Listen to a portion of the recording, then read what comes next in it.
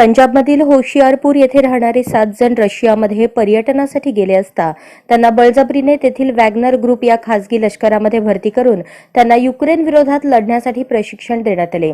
तसा दावा करणारा एक व्हिडिओ या 7 जणांनी तयार केला आहे. आम्हाला भारतात परत येण्यासाठी परराष्ट्र मंत्री एस जयशंकर यांनी मदत करावी असे आवाहन त्यांनी केले. या 7 जणांनी म्हटले आहे की आम्हाला फसवणुकीने रशियाच्या वॅगनर ग्रुप या खासगी लष्करात सामील करण्यात आले. त्यानंतर युक्रेन विरोधात लढण्यासाठी लष्करी प्रशिक्षण देण्यात आले. त्यानंतर बळजबरीने युद्ध आघाडीवर लढण्यासाठी पाठवले जात आहे. या 7 जणांनी तयार केलेल्या 105 सेकंदांच्या या व्हिडिओमध्ये ते 7 जण कशा हलाखीच्या स्थितीत राहत आहेत हे दिसते. एका अस्वच्छ खोलीत हे 7 जण उभे असून त्यांच्यातील गगनदीप सिंग हा आपली कर्मकहाणी व्हिडिओत सांगत आहे.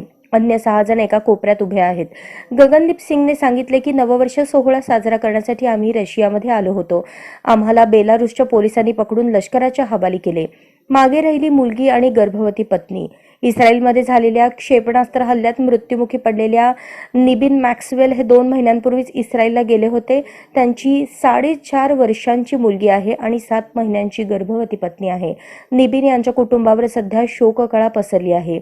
निबिन यांच्या वडिलांनी सांगितले की प्रथम मोठा मुलगा इस्रायलला गेला, त्यानंतर एका आठवड्याने लहान मुलगाही गेला होता.